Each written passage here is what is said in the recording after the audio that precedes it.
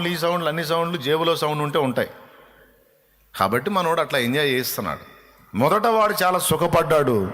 నిత్య విందులు, నిత్య పండుగలు, నిత్య గుర్తింపులు, ఘనతలు, అబ్బో వచ్చేవాళ్ళు పోయేవాళ్ళు ఆయన ఒక రేంజ్ ఉంది. కానీ వీళ్ళిద్దరి మరణానంతర జీవితాన్ని గురించి దేవుని వాక్యం స్పష్టంగా చెప్పింది. సాక్షాత్తు యేసయ్యే చెప్పాడు. ఏం చెప్పాడంటే, లాజరు చనిపోయి పాతి పెట్టబడ్డాడు, అయితే దేవుని దూతల చేత అతడు కొనిపోబడ్డాడు అబ్రహాము రొమ్మున ఆనుకొనడానికి.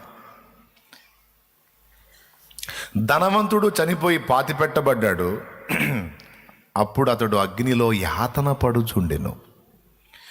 మొదట సుఖానుభవం పొందినోడు తుదకు అగ్నిపాలయ్యాడు. మొదట శ్రమానుభవం పొందినోడు తుదకు అబ్రహాము రొమ్ముకు చేరాడు.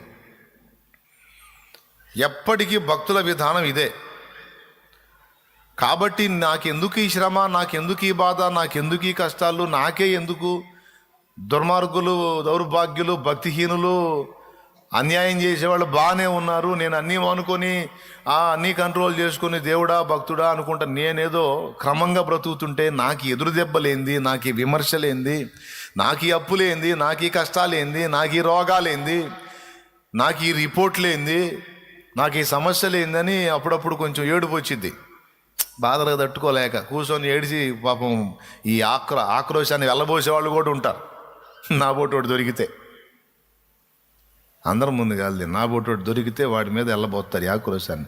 కాదన్నయ్య, అసలు నేనేం చేశానండి, దేవుడు ఎందుకు నాకు పగపట్టాడే అయింది, ఎందుకని నాకే ఎట్లా జరుగుతుందని పాపం ఆక్రోశాన్ని వెళ్ళబోసుకుంటారు. ఇక నేనేం తిట్టలేను, ఏం అనలేనుగా, ఓదారుస్తా కదా, అందుకని వెళ్ళబోస్తారు నా ముందు.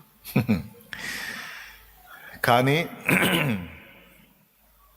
వాక్య సత్యం ఏంటంటే, భక్తిపరులు శ్రమానుభవంతో ప్రారంభిస్తారు, సంతోషంతో వారి ముగింపు ఘట్టం ఉంటుంది, అంటే తుది ఘట్టం సంతోషంతో ప్రారంభమైంది.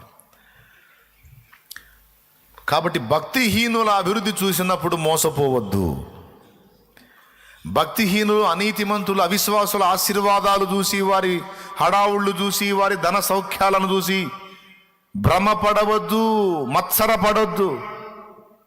2 చోట్ల రాయబడింది, భక్తిహీనుల క్షేమము నా కంటపడినప్పుడు నేను అంతరంగంలో నొచ్చుకున్నా, ఆయనను తర్వాత నా దేవుడు కళ్ళు తెరిచాడు, అప్పుడు నేను వారి వైపు చూశాను, నిశ్చయముగా కాలు జారు చోటునే వారున్నారు. వాళ్ళు వెలిచూపులకి సౌఖ్యంలో ఉన్నారు, కానీ వారి అడుగు ప్రమాదకరమైన స్థలములో ఉంది. కానీ భక్తి పరులు శ్రమానుభవంలో ఉన్నారు, కానీ వారి నివాసము క్షేమ నివాసము. ఎందుకంటే వారి శ్రమానుభవంలో ఉన్నప్పటికీ వారితో కూడా దేవుడు ఉన్నాడు. హల్లెలూయా. ఎవరున్నారు? నిన్ను పిలిచిన దేవుడు నమ్మదగినవాడు, శోధనలో నిన్ను విడిచిపెట్టిపోడు,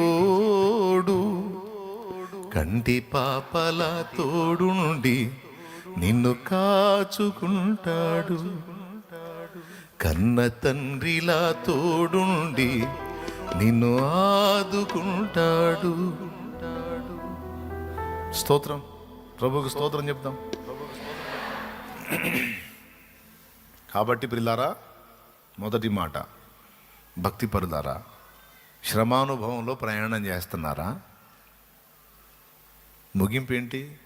నీ నోటితో నువ్వే చెప్పు. శ్రమానుభవమేనా? నో, సంతోషానుభవం. నమ్మితే ఇది నిజం, నమ్మకపోయినా ఇదే నిజం. వదిలేద్దాం, తర్వాత పాయింట్కి వద్దాం.